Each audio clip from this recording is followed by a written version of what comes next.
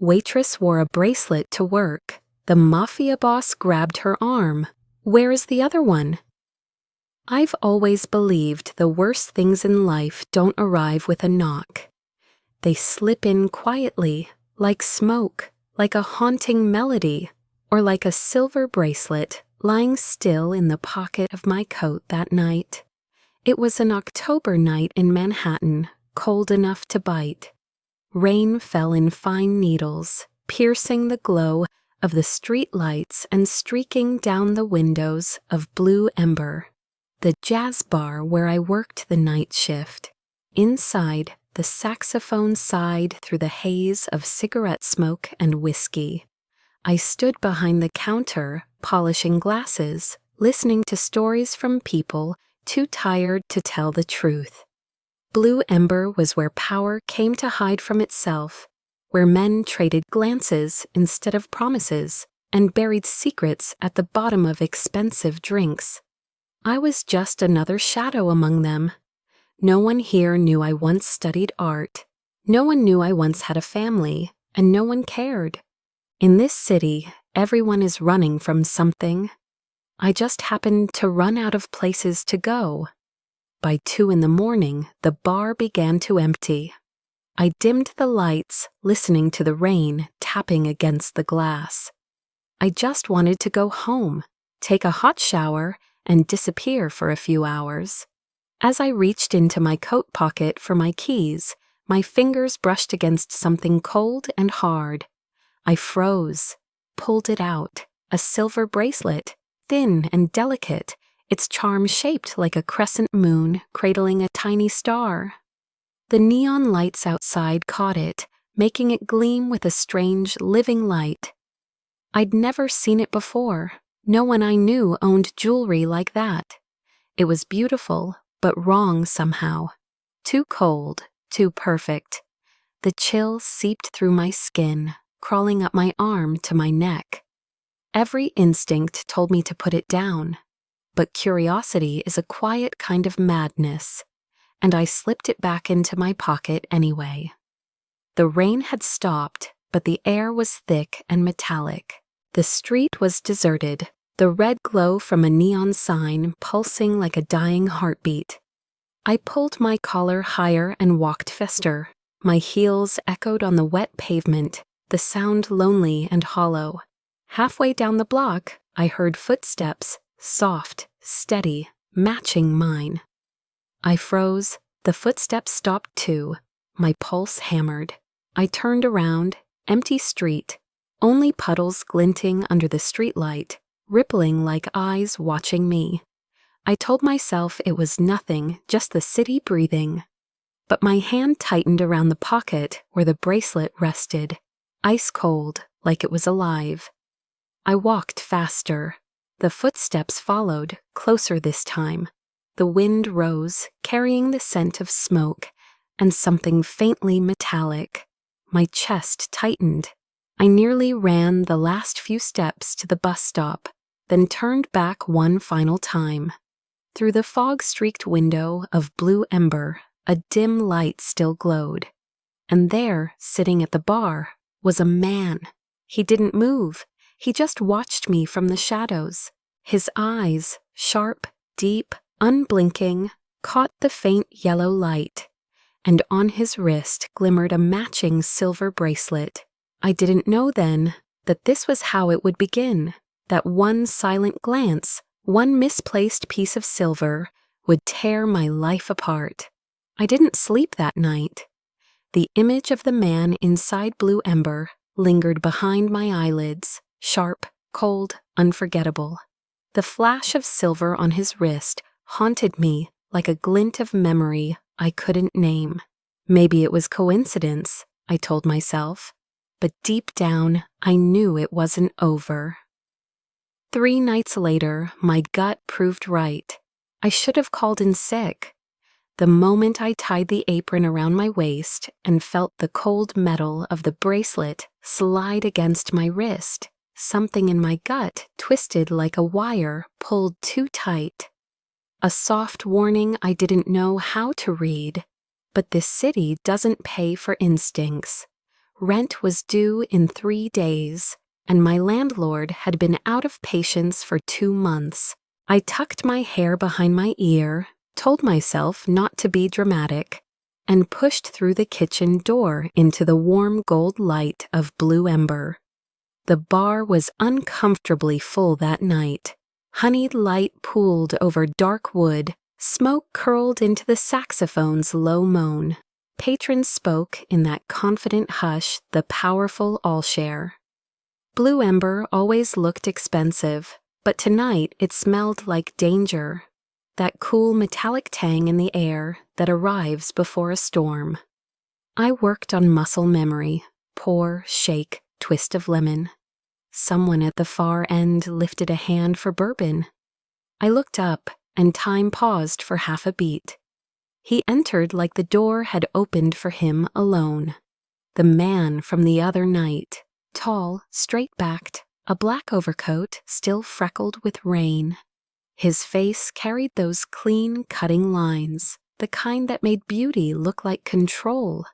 He didn't hurry, he didn't hesitate. The air around him thinned. My pulse betrayed me, shifting into a tempo I didn't approve of. He took the end stool, the only spot where he could see the room and leave no one behind him. Men like him are allergic to exposed angles. I pinned on my professional smile, still drying a glass so he wouldn't see the chill at my fingertips. "What can I get you?" I asked, steadier than I felt. He didn't answer right away. His gaze weighed me, not lazily, precisely. Then I saw it, that flash of silver at his wrist, a bracelet identical to mine, a crescent cupping a tiny star. Same etching, same sheen, impossible to mistake. A cold line traced my spine. Suddenly the metal on my own wrist felt heavier. "Scotch, neat," he said, voice low, clipped, no wasted syllables. I poured, set the glass before him. As my hand released the rim, his closed around my wrist. Not rough, but firm enough that warmth leapt skin to skin, and my shaker tipped a fraction. I could hear my heart. I could hear the music fall away, leaving only 2 breaths meeting over the bar. "Where did you get that?" He stared at the bracelet like it was the only thing in the room. I swallowed. "I found it in my coat pocket 3 nights ago." "Who put it there?" His tone dropped, not to soothe me, but to sharpen the blade. "I don't know," I said truthfully. "I thought it was a customer's. I kept it in case someone asked."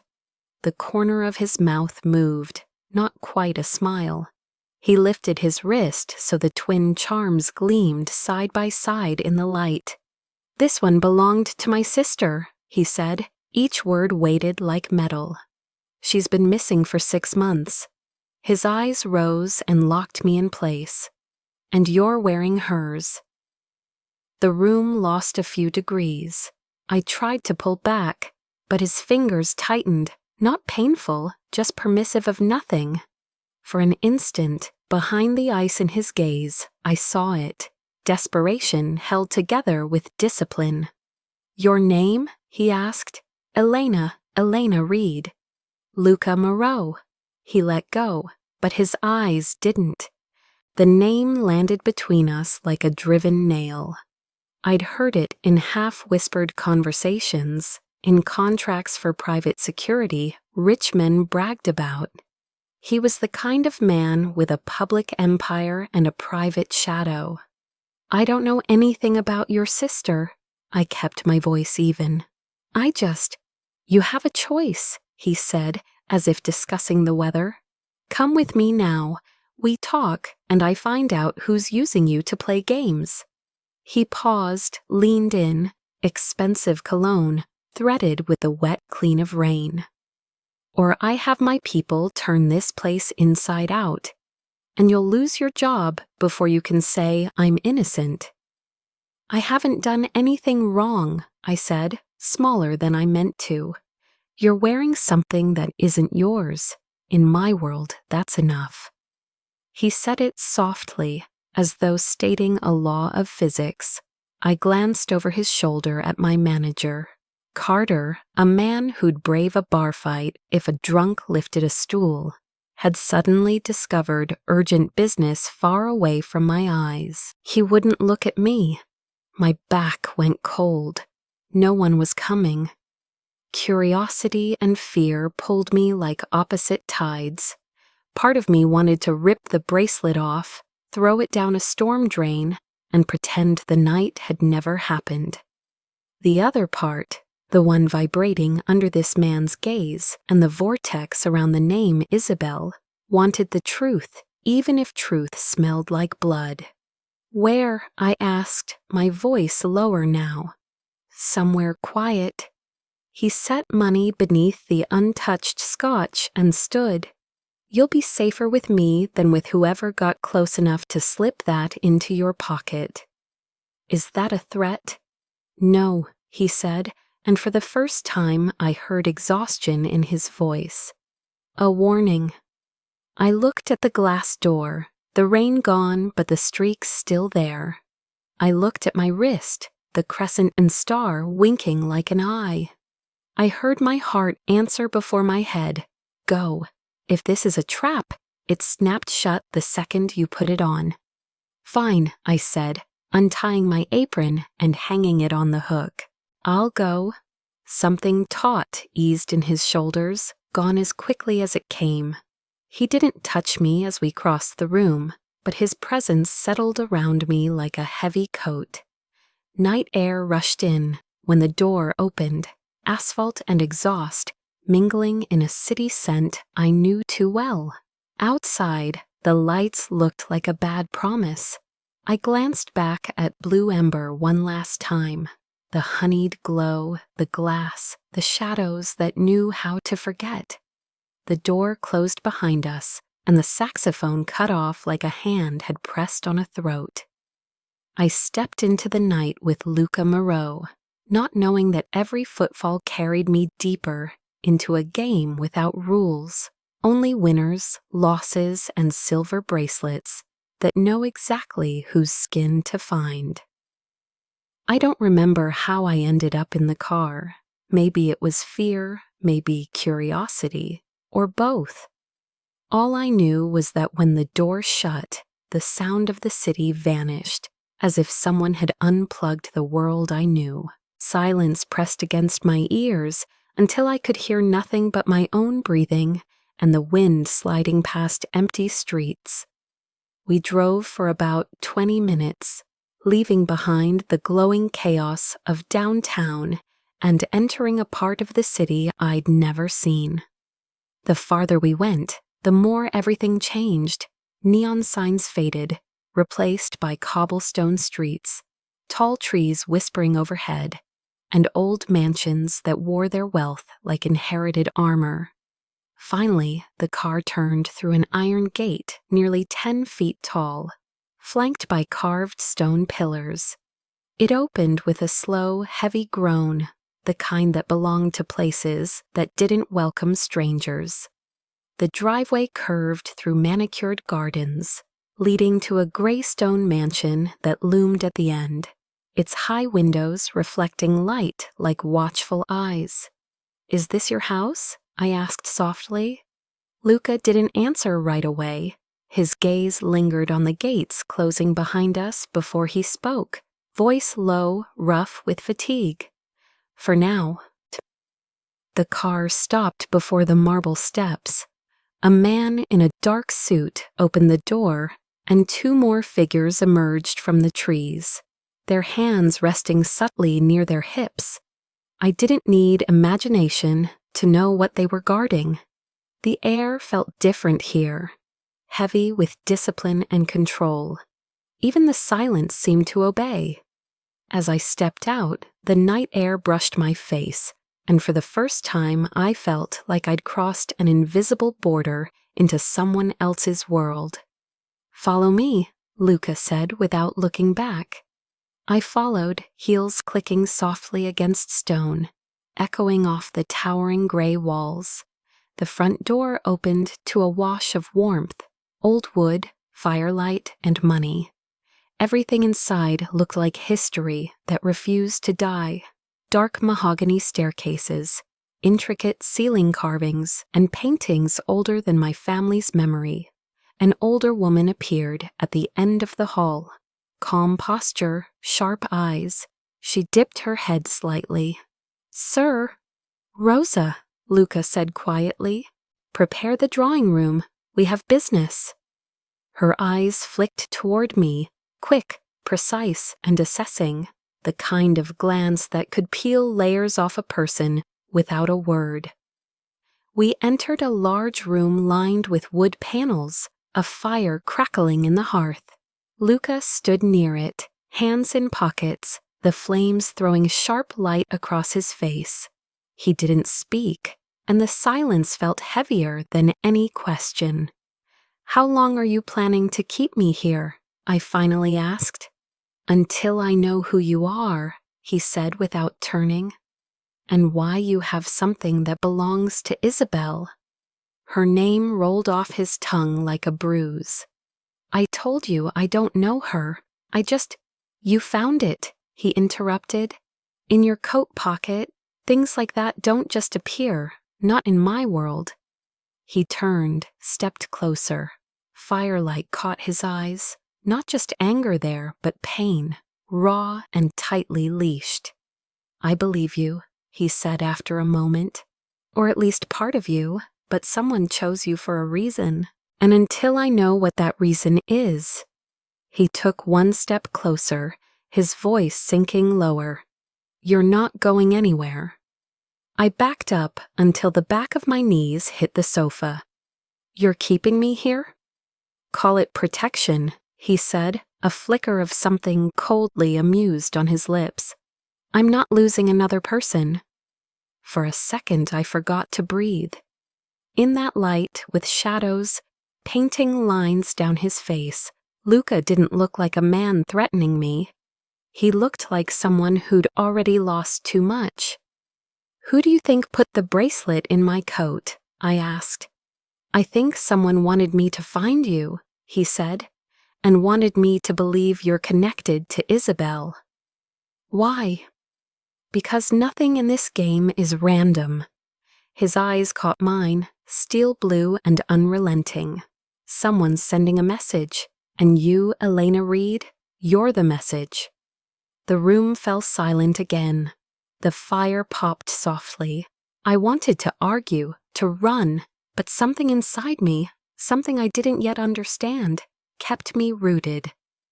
Maybe fear, maybe the quiet pull of the man in front of me. He turned toward the door but paused. "From now on, you stay here. No calls, no leaving, no one comes in or out. Not until I know who you are and why you're wearing what belongs to my sister." The door closed behind him with a soft thud. I sat down slowly, staring at the fire, the silver bracelet glinting coldly against my wrist. My heart pounded with confusion, fear, and something else I didn't dare name. I didn't know if I was a prisoner or being protected, but deep down, I knew one thing for sure. Tonight, my life had crossed a line I could never return from. I couldn't sleep that night. The grandfather clock in the hall kept ticking, each swing of its pendulum echoing into the empty room where I was kept for safety. Outside the window, wind hissed through the trees, carrying the scent of wet earth and dying flowers. I lay awake, staring at the dark ceiling, trying to convince myself this was just a misunderstanding. But deep down I knew the world I'd known had already shattered. Near dawn, the door creaked open. Not Luca, Rosa. She carried a tray of tea, her eyes both cold and strangely kind. "The master doesn't want you to skip a meal," she said, setting it down. "I'm not hungry." "You'll need strength," she replied. Then, after a pause, her tone softened. "He lost his sister 6 months ago. You're the first person who's made him look at that wound again." I wanted to ask what she meant, but she left before I could. The faint scent of jasmine lingered, along with more questions than answers. By afternoon, Luca appeared. No knock, no warning. He was still in a white shirt, sleeves rolled, silver watch glinting under the light. His eyes were calm but tired. "We need to talk," he said, "downstairs." I followed him through a long hallway into his office. The room was vast, lined with shelves and washed in daylight. Papers, photos, and old contracts lay spread across the desk. A large screen glowed faintly behind him. "Do you know what your father did before he died?" he asked. The questions stopped me cold. "He was an accountant for a small import-export company in Brooklyn." "Not small," Luca said, "and not import-export." He tapped the screen. A logo appeared, Volkov Enterprises. My stomach dropped. "I don't understand," I whispered. "My father was just a desk man. He was the chief accountant for Volkov Enterprises. The company's a front for the Volkov family, my rivals." I shook my head. No, he hated anything tied to crime. "Maybe he didn't have a choice," Luca said quietly. He opened a drawer, pulled out a file, and laid it on the table before me. "These are financial reports we decrypted from Volkov's servers. That's his signature. And this," he pointed to the screen where an old photo appeared. My father shaking hands with an older man with silver hair. Anton Volkov. Air left my lungs in a single rush. My father worked for them? "Yes," Luca said. "And when he tried to walk away, they staged the car accident. It wasn't an accident, Elena. It was a hit." I sat down hard. Every belief I'd built my life on cracked at once. The framed family photos, my mother's words about fate, all lies meant to protect a child from horror. "Are you sure?" I whispered. "I don't speak without proof," he said. "I've seen the police reports, erased bank accounts, insurance transfers. It all points to Volkov." I bent forward, hands over my face. No tears came. Maybe because grief that deep burns instead of flows. "They killed my parents." He stood still for a moment, then said softly, "I know what that feels like." I looked up. The firelight caught his eyes, turning them amber. "You lost someone too." He hesitated. "Isabel," he said finally. "My sister. She vanished. And that bracelet you wear is the only thing left." We stood there, two strangers bound by losses neither of us chose. For the first time, I saw beyond his armor, into the loneliness behind all that control. "You think they did the same to her?" "I think the Volkovs are behind everything." His tone hardened, the blade sliding back beneath his voice. "And now they're using you." I clenched my fists. "I have nothing to do with them." "I know." His eyes met mine, steady, certain. "But that won't stop them from using you." For a moment, silence filled the space between us. Heavy, electric. I couldn't tell whether it was trust or surrender. Luca turned back to the desk, his voice lower, less sharp. "I'll find out who's behind this, but until I do, you're safest here." I rose, facing him. "How long will you keep me locked away?" "Until I know you're no longer a target." His gaze lingered, and something softened there, as if we'd both silently agreed that neither of us believed in coincidences anymore. That night, I sat for a long time in the quiet room, watching the fire die down in the hearth. Everything Luca had said kept echoing in my head, each word carved into my skin like truth I could never wash away. My parents had been murdered, my past was a lie, and now I was living inside the world of the very men who made them disappear. I thought that pain was my breaking point. I was wrong. Some mornings are too quiet to be trusted. Peace in the Moreau mansion was never a good sign. It felt like the silence before thunder. That morning was exactly that kind of quiet. Weak sunlight spilled through the curtains, glinting off a cup of untouched tea. I sat by the window, watching mist settle over the vast garden. Luca had been gone since dawn, saying he had something to check. Rosa told me to stay inside, but the silence made every sound louder. The ticking clock, the flutter of birds, the low hum of an approaching engine. I thought it might be Luca coming back, until I heard the front door open and an unfamiliar man's voice echo through the hall. Footsteps followed, quick, deliberate. A moment later, Rosa appeared at my door, pale and holding a small brown-wrapped package. "A delivery," she said, her tone uneasy. "From who?" "No one knows, but it's addressed to you." My name, Elena Reed, written in elegant black ink, slanted, deliberate. Whoever wrote it wanted me to see it. "Don't open it," Rosa warned. "Wait for the master." But fear and curiosity are twins born of the same heartbeat. My hands shook as I took the package. It was heavier than it looked, too heavy. When Luca entered moments later, he froze in the doorway, eyes scanning the room before locking on the package. "What the hell is that?" he asked, voice sharp. "Delivered for her," Rosa said. He tore the paper open in one motion. Inside was a small wooden box, beautifully carved, clasped shut with brass. He flipped it open, and the smell hit us. Metallic, thick, familiar. Blood.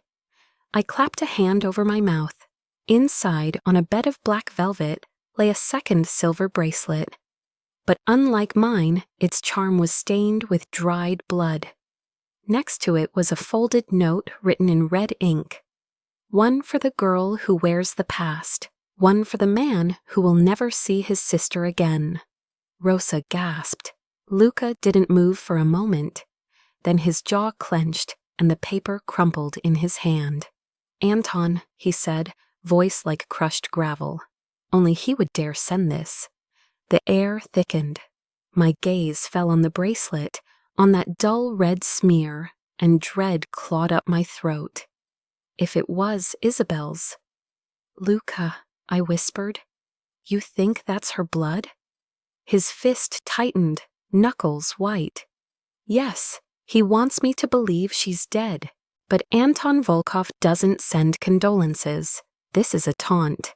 Rage flickered beneath Luca's calm, sharp and bright, like lightning trapped in glass.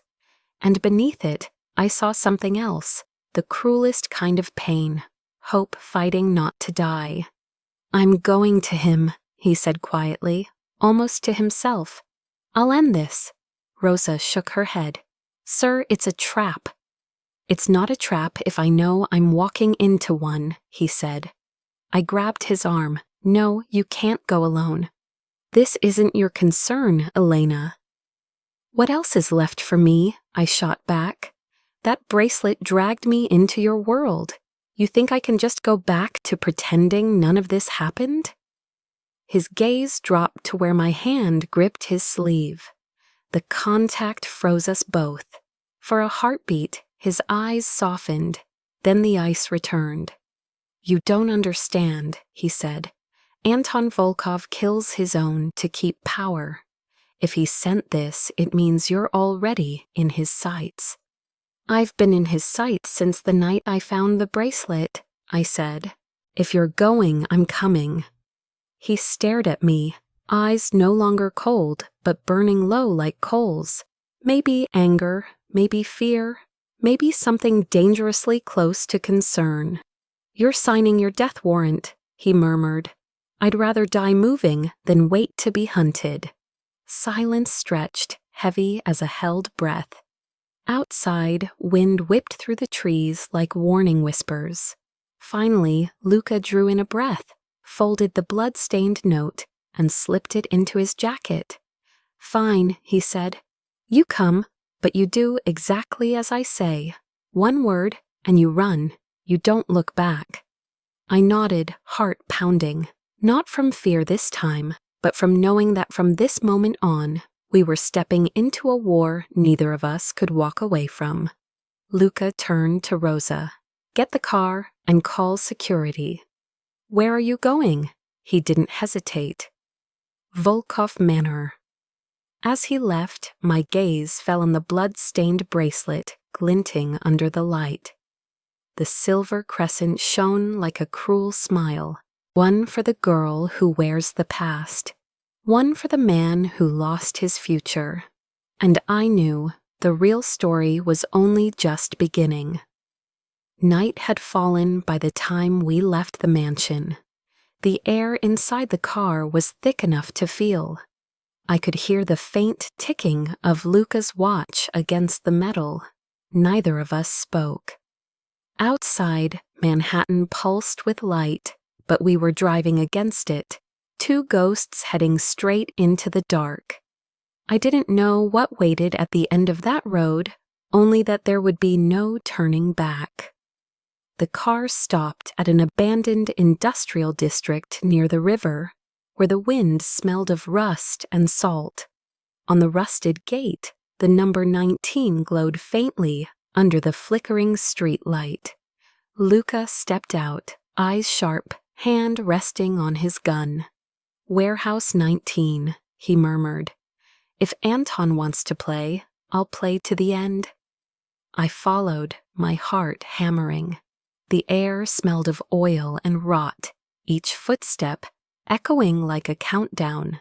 Then I saw it, a figure tied to a chair in the center of the floor, head bowed, long brown hair tangled. Luca, I breathed. He ran forward, kneeling. The flashlight caught her face, pale, gaunt, fragile. Isabel. Oh God, Luca whispered, voice cracking. He touched her cheek, his hand trembling. Isabel, it's me. She didn't respond. Her breathing was faint, almost non-existent. I moved to untie her, but Luca froze. Stop, he said, voice low, tense. Don't move. A slow clap echoed from the shadows. From the darkness stepped Anton Volkov. He wore a gray suit, immaculate, as if this were a business dinner instead of a blood exchange. His gray eyes glinted as they moved from Luca to me, measuring. Moreau, he said smoothly. I'll give you this much. You're brave or stupid, hard to tell. Luca shifted, blocking me, his gun aimed directly at Anton's chest. Enough games, let her go. Anton smirked, raising a hand. Two men emerged behind him, guns drawn. I can let her go, but you know what I want, don't you? He didn't need to say it. Everyone in the city knew. Anton wanted Luca's power. I told you, Anton continued, his voice as calm as a scalpel. You control the docks. I control the money. We could coexist, or one of us disappears. Hand over your security network, and your sister walks free. Refuse, and he glanced at Isabel. You'll bury another loved one. The air turned molten. Luca's jaw locked, finger twitching on the trigger. He was holding himself together by sheer force. There's no deal, he said, voice like gravel.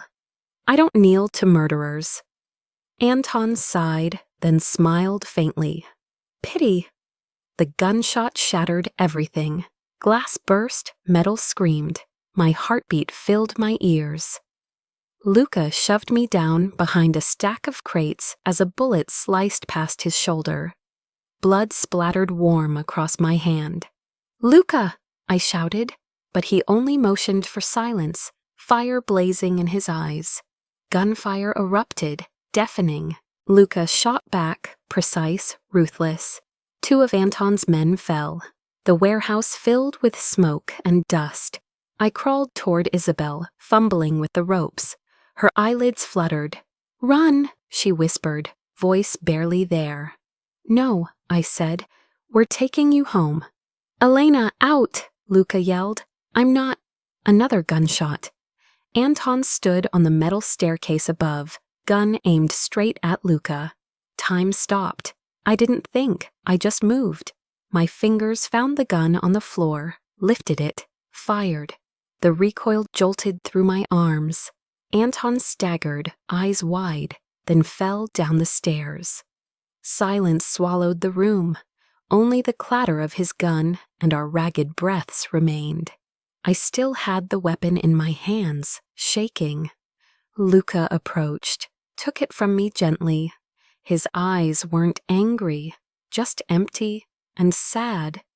"You killed him," he said softly. I didn't. "You saved me," he interrupted. "And Isabel." We didn't speak after that. Luca lifted Isabel into his arms, and I followed him out, through smoke and fire. The night air hit like ice. Behind us, Warehouse 19 burned bright, flames devouring every secret it held. In the car, I glanced at Luca. Blood soaked his shoulder, his jaw set, eyes fixed ahead, but beneath it all, something had changed. There was trust there now, fragile, raw, but real. In the back seat, Isabel breathed weakly, her face pale but alive. I touched the silver bracelet on my wrist, cold, slick with a single drop of blood. I didn't know whose. Maybe it didn't matter. All I knew was that from tonight on, nothing, not Luca, not me, not the world we'd stepped into, would ever be the same again. We returned to the mansion just before dawn. The rain had stopped, mist curling over the stone steps, and the sky hung heavy and gray, uncertain whether to weep or rest. The car screeched to a halt before the entrance. I saw Rosa and several others rushing out. No one asked questions. They didn't need to. Luca carried Isabel in his arms, her face ghost pale, streaked with dried blood. "Call Dr. Russo," Luca ordered, his voice raw, cracked. "Now." They ran. I stood frozen in the hall, covered in smoke and blood. The world slowed, footsteps, doors closing, wind sighing through the eaves. Then I realized my hands were still stained with Anton Volkov's blood. I looked down. The stickiness clung to every pore, every line. Nausea rose up hard. I ran to the bathroom, turned on the water, and scrubbed until my skin burned. The sink filled with pink water, but the blood still felt there, deeper than the skin, somewhere inside. The door creaked. Luca leaned against the frame, shirt torn, his shoulder roughly bandaged. He didn't speak. He didn't need to. "Do you hear it?" I whispered. "The gunshots. They don't stop. They're in here." I tapped my temple. "I hear them every time I close my eyes." He stepped closer, slow, his voice softening. "Elena, listen to me. You didn't kill anyone. You saved me." "No," I shook my head, tears stinging. "I saw him fall. I saw his blood. I felt it. It was me." "It was a choice," Luca said, voice hoarse but steady. "You chose to live. You chose to save. That isn't guilt. That's survival." My breath hitched. His hand came up, warm against my cheek, trembling slightly, the faint smell of gunpowder still clinging to him. "You did what I'll spend the rest of my life thanking you for," he murmured. "If anyone's to blame, it's me, for dragging you into all this." I met his eyes and saw not steel, but exhaustion, the kind that sinks into the bones. "You didn't drag me," I whispered. "The bracelet did. Fate did." He gave a small, broken laugh. "You're strange, Elena Reed." The distance between us vanished. I don't know who moved first. His breath mingled with mine, and when he kissed me, it wasn't gentle. It was raw and necessary, the kind of kiss that hurts because it's real. It wasn't romance. It was confession from two people who had lost too much to believe in beauty. His lips tasted of salt and blood, his skin cold. But in that moment, I felt something fragile and human. The proof that we were still alive. I don't know how long it lasted. When we pulled apart, neither of us spoke. Luca pressed his forehead to mine, breathing hard. "You're stronger than I thought." "I'm not strong," I whispered. "I'm just trying not to break in front of you." A voice cut through the quiet. "Sir." Rosa's voice. "Dr. Russo is here. Isabel's stable, but she'll need close monitoring." Luca straightened immediately. He squeezed my hand once, not an order but a promise, before walking away. I watched him disappear down the hall, feeling as if he'd taken part of me with him. I followed later. Through the half-open door, I saw Isabel on the bed, pale but breathing evenly. Dr. Russo worked quietly, stitching her shoulder. Luca sat beside her, head bowed, holding her hand. The sight made my chest ache and ease at the same time. I knew he wouldn't leave her. And somehow I knew he wouldn't leave me either. Night fell again. The mansion sank into silence. I stood by the window, moonlight silvering my reflection. The bracelet still circled my wrist, gleaming faintly. Once it had been a symbol of loss. Now it was a confession. Proof that I had changed, that innocence was gone. Down in the courtyard, Luca stepped onto the balcony, lit a cigarette. He looked up, and for one suspended moment, our eyes met through the glass. No words, just quiet understanding. We'd both bled, both sinned, and there was no such thing as innocence anymore. The days that followed felt like a gray blur. Not quite a nightmare, but never peaceful either. Isabel remained in a light coma, and Luca hardly left her side. He spent nights by her bed while I wandered through the long marble halls of the mansion, listening to the ticking clocks like distant heartbeats. Rosa brought food regularly, but I couldn't eat. Guilt clung to me like a shadow. I could still hear the gunshot in my head, the echo of Anton falling, the sound of his final breath. Every time I closed my eyes, I saw it again. I didn't know which haunted me more, his death or Luca's eyes when he said, "You saved me." 3 days passed before Isabel opened her eyes. Luca was there, and I stood outside the door. Daylight poured through the curtains, soft and golden. Isabel was weak, but her eyes, blue and gentle, so much like Luca's, cut straight through me. She saw him and whispered, "You found me." His voice trembled. "No one will ever hurt you again." She smiled faintly, then looked toward the doorway. Her gaze brushed over me. In that single glance, I saw something unreadable. Gratitude, suspicion, or maybe just instinct. After that, the mansion changed. More guards, more phone calls. Luca held meetings behind closed doors, his voice sharp as steel. I didn't ask, but I knew. Anton's death hadn't ended anything. It had started a war. That evening, I was standing by the library window when Luca entered. He was in black, tie loose, hair tousled, exhaustion written in every line of his face. The golden light caught the faint scar at his shoulder, the one I'd seen bleeding in Warehouse 19. "I thought you were with Isabel," I said quietly. "She's asleep," he replied. "I needed air." He poured himself a drink, then handed the glass to me. "You need this more than I do." I gave a small, tired smile, taking it. "You think whiskey can make me forget?" "No," he said, eyes steady on me. "But it might make you remember with less pain." We stood there, listening to the rain. Then I asked, "Did you ever suspect me? Think I might have been sent by Volkov?" Luca turned. His eyes darkened. "I did," he admitted slowly, "and I hated myself for it."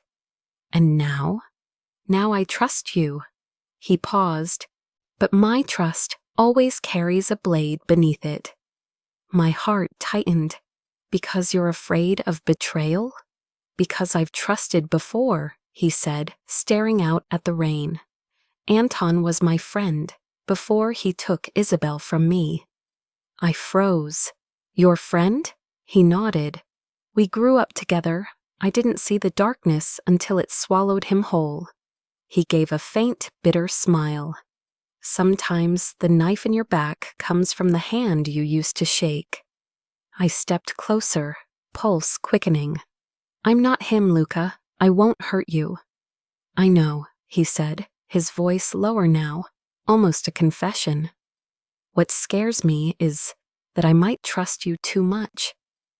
We were standing close, too close.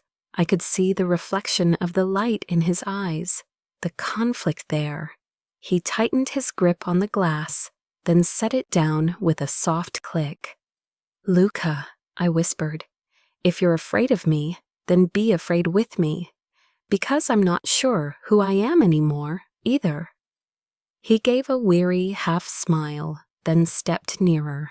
His hand brushed my wrist, where the silver bracelet glimmered.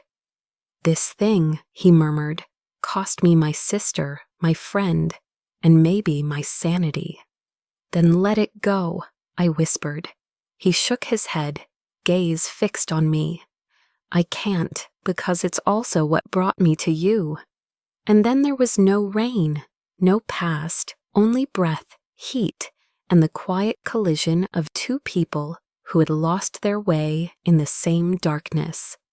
When he kissed me, it wasn't desperate, it was aware, a fragile surrender between two survivors. When we broke apart, he rested his forehead against mine. "Trust, Elena," he whispered, "is a blade. It can save you or kill you, but I'm handing mine to you." I held his hand, feeling his heartbeat hammer beneath the skin.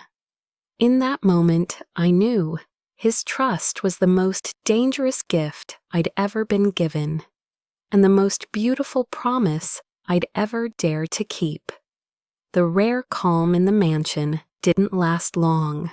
Since the night Luca said he trusted me, something in his eyes had changed, deeper, quieter, more dangerous. We both knew that trust would be tested soon. It came sooner than I expected. That morning, Rosa knocked on my door, her face graver than usual. "The master wants you ready. We leave in 2 hours." "Go where?" "The Council of 5 Families." It took me a second to grasp it. The council, where all the major powers of the underworld met. 5 families, 5 names whispered like warnings. Luca was to stand before them and justify killing Anton Volkov. We drove in silence. The city lights smeared across the car windows like broken glass. Luca sat beside me, hands clasped, calm on the outside, coiled inside like a storm. The council's headquarters lay on the city's east edge, disguised as an old museum. Inside, marble corridors stretched long and cold, lit by white light that made everything look frozen. "Just tell the truth," Luca said as we reached the grand doors. "No more, no less." "I'm afraid I'll say something wrong." "That's fine," he said softly. "If they look at you, they'll see the truth. That's all that matters." The doors opened. 5 men sat around a long table, faces half-shadowed by the overhead light. I recognized one immediately, Viktor Volkov, Anton's brother. His hair was silver, his eyes gray, sharp as a blade. When his gaze touched me, I felt ice trace my spine. The head of the council, an elderly man named Markelli, began. "Luca Moreau, you stand accused of executing Anton Volkov, one of our own. State your reason." Luca straightened. His voice was clear, deep, controlled. "I didn't kill Anton for power. I did it to protect my life, my sister's and hers." He motioned toward me. Anton abducted Isabel, tortured her for 6 months, and planned my death. Martelli tilted his head. Do you have proof? Luca nodded. His guard brought in a briefcase. Inside were documents, photos, and footage from Warehouse 19. I couldn't bear to look, but the gunfire echoing from the speakers froze the room into silence. When the video ended, Luca said, "That's the evidence. Anton Volkov ceased being one of us. The day he chose to betray and murder the innocent." Marcelli was quiet, then turned to me. "Elena Reed, you were there. Speak." My throat tightened. My hands were cold, but Luca's small nod steadied me. I began to tell everything, from the bracelet, to the night I found it, to the warehouse. My voice trembled, but every word was true. When I finished, the room was silent. Marcelli nodded once. "We understand. The council will deliberate." Victor laughed softly, the sound sharp and cold. "A touching story, but my brother never acted without cause. Perhaps this girl," his eyes cut toward me, "was planted to make him drop his guard?" Luca's voice hardened. "Watch your words, Victor." "You should watch who you trust," Victor replied smoothly. "Because when she betrays you, I'll be the first to remind you that Volkovs don't forget blood debts." The air tightened like a bowstring about to snap. Marcelli tapped the table. "Enough, we've heard all we need." A pause, then he nodded. "After reviewing the evidence, the council declares Luca Moreau acted in justified self-defense. The case of Anton Volkov is closed." I exhaled in relief, but it lasted only a second. Victor stood, his face carved in stone. "The council may close its books," he said, "but Volkov blood doesn't forget. One day, Luca, you'll know what it feels like to lose the one you love most." His gaze lingered on me, a knife without motion. When we stepped outside, the chill clung to my skin. Luca walked beside me, silent. The sky was darkening, rain starting again. I turned to him, about to speak, but he said quietly, "He'll come, not for me, for you." "For me?" I asked, breath catching. "You're the perfect leverage," Luca said, eyes fixed on the rain-streaked road ahead. "And Victor Volkov knows that." A cold wind swept through the street, carrying the metallic scent of rain. I clutched the silver bracelet on my wrist. It felt like ice. And deep down, I knew the next war wouldn't start in the shadows, but in the hearts of the ones we dared to trust. 2 nights after the council meeting, Manhattan was still drenched in rain. But the real storm wasn't outside. It was coming for us. I knew it the moment Luca entered the library, his face carved from steel. "We're being watched," he said quietly. "Volkov men. They want blood." Rosa paled. "We have to evacuate, sir." Luca shook his head. "If we run, they'll smell weakness. This is the Moreau house. We fight." I looked at him, heart twisting. "Do you want me to leave?" His gaze met mine, dark, steady. "I want you alive." "No," I said, my voice sharper than I'd ever heard it. "I'm not leaving you. If they want a war, they'll have to fight both of us." He hesitated, then nodded. "Stay close to me." We prepared. Luca's men moved through the mansion, loading weapons, shutting off lights, setting barricades. The air smelled of oil and thunder. The rain beat harder, like a countdown. Mark, Luca's most trusted man, approached me. He was young, his eyes bright and determined. "If this goes bad, you take the East Tunnel," he said. "I'm not running." "Listen," he said softly, a tired smile ghosting his lips. "None of us want Luca dying to protect someone. If I have to, I'll stay with you." I didn't get to answer. Outside, engines roared, metal screamed, and then An explosion. The gate shattered. Luca's shout cut through the air. Positions! The storm began. Gunfire tore through the night, flashes of light slicing the dark. Glass shattered. I ducked, pulse hammering. Volkov's men poured in like shadows, armed to the teeth. Luca stood on the staircase, issuing orders like a general, calm, lethal, terrifyingly beautiful. I stayed near him, reloading guns, smoke burning my eyes. Chaos consumed everything. Screams, bullets, fire. But through it all, I thought only one thing. If this is where it ends, I want to end it beside him. A bullet struck the wall beside me. Mark yanked me down, shouting, "Stay low!" He fired back, and then another shot cracked. The bullet hit his chest. "Mark!" I screamed, catching him as he fell. Blood poured warm and thick over my hands. He smiled faintly, voice barely a whisper. "Tell Luca, keep you safe." And then he was gone. The world froze. Luca ran to me, pulled me up, but I shoved him away. Gripping the gun Mark had dropped. "No," I said, shaking but steady. "They won't take anyone else." Luca looked at me and understood. He nodded once. "With me." We charged up the stairs toward the heart of the battle, and there he was, Viktor Volkov, standing amid the ruins, soaked in rain, eyes blazing with fury. "Luca Moreau," he roared, "you killed my brother. Now I take everything from you." Luca raised his gun, but Viktor was faster. The bullet tore into Luca's shoulder, spinning him back. I screamed, fired, missed by inches. Viktor laughed, stepping closer, gun aimed at Luca's chest. I didn't think. I didn't breathe. I only moved. I stepped in front of Luca, raised my gun, and fired. The sound split the air. Viktor staggered, eyes wide, then collapsed. Blood spread across the marble floor, dark as night. Silence. The rain still fell, but the war was over.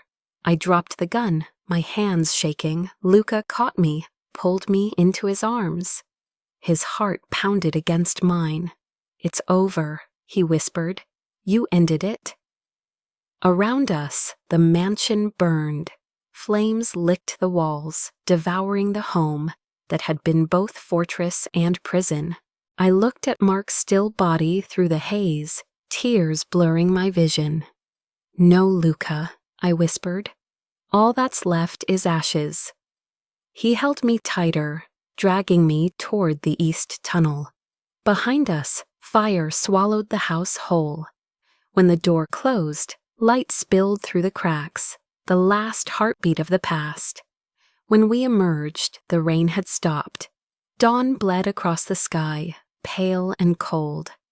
Luca looked at me, his face streaked with blood and soot, yet his eyes, peaceful, almost gentle.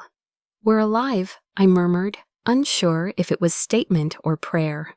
"And that," he said, gripping my hand, "is the one thing they'll never take from us." When the last flame of the mansion died, the world fell into an eerie silence. No more gunfire, no more screams, only rain pattering softly over cooling ash.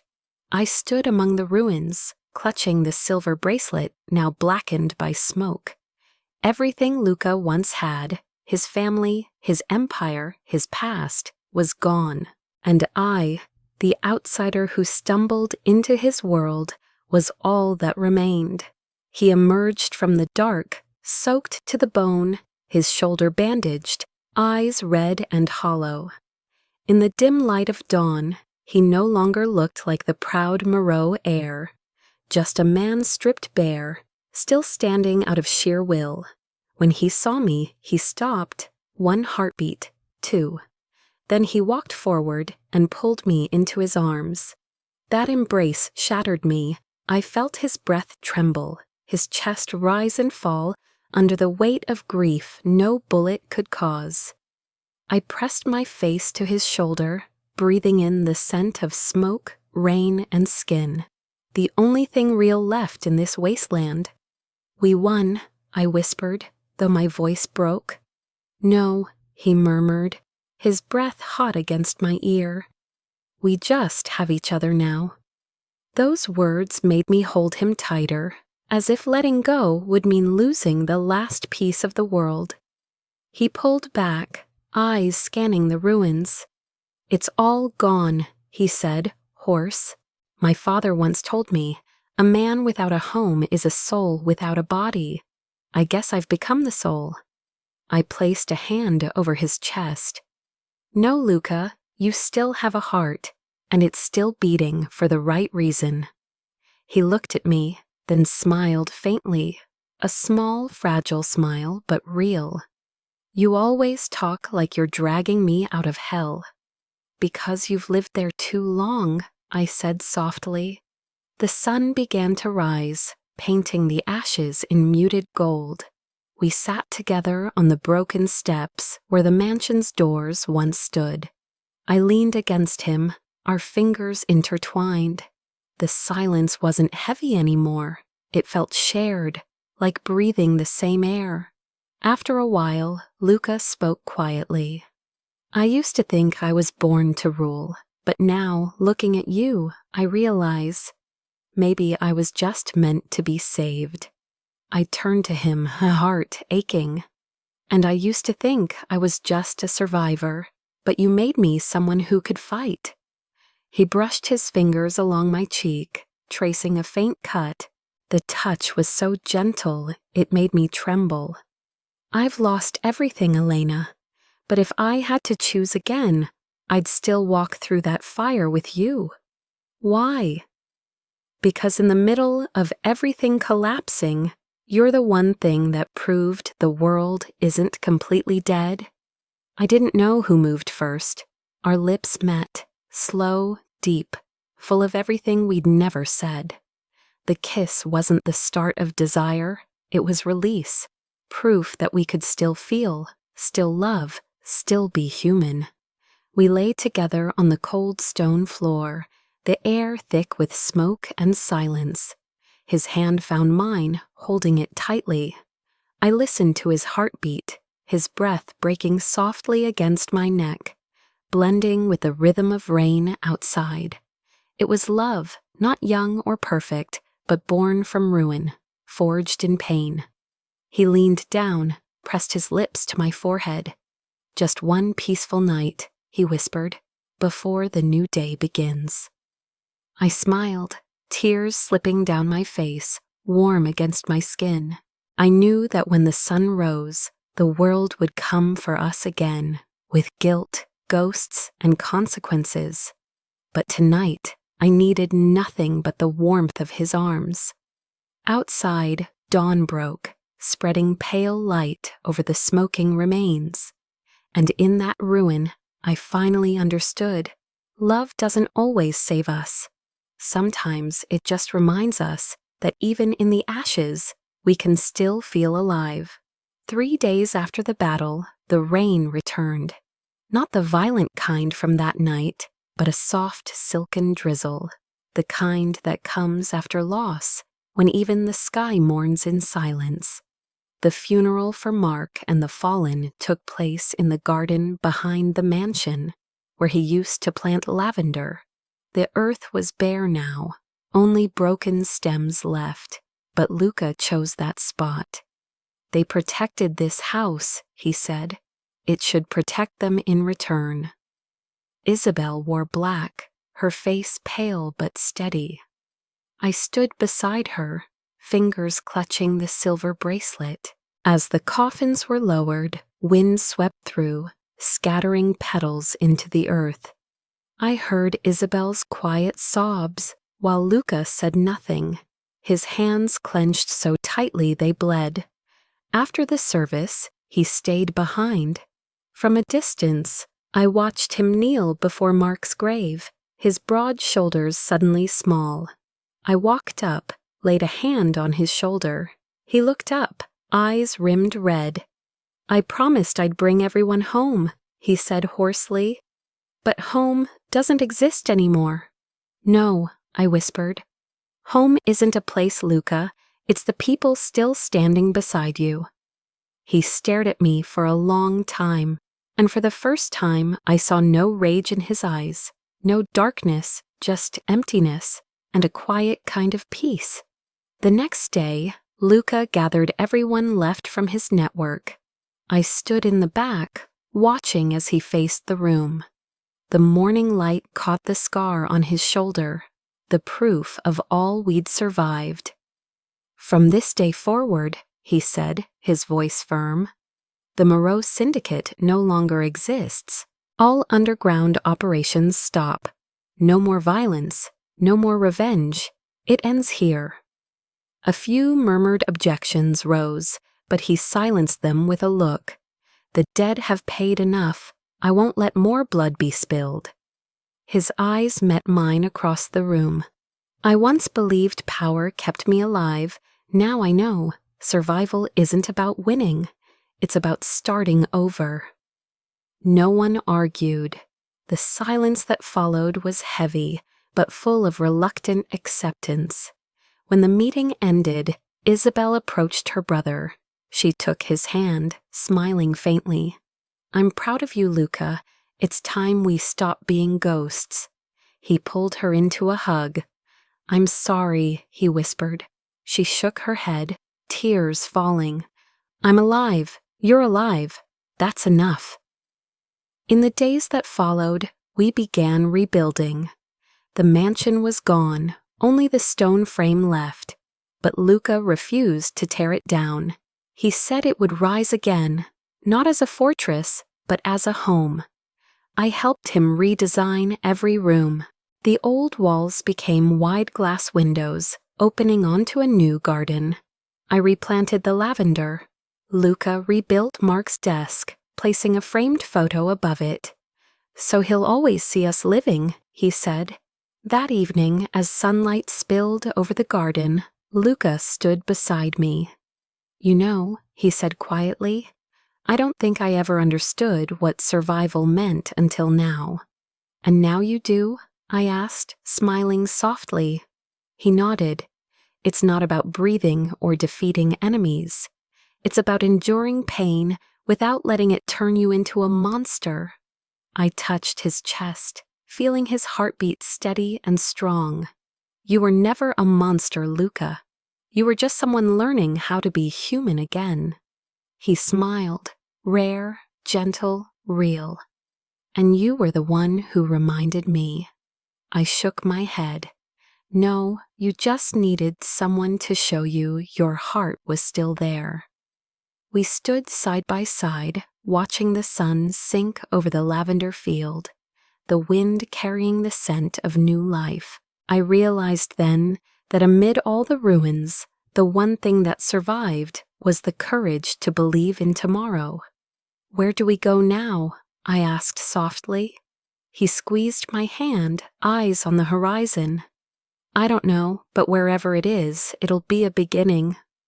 I smiled, hearing Mark's voice echo faintly in my memory. "Live for those who couldn't."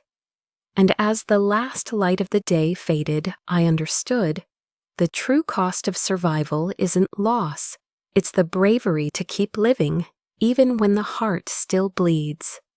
A month after the funeral, New York slipped quietly into spring.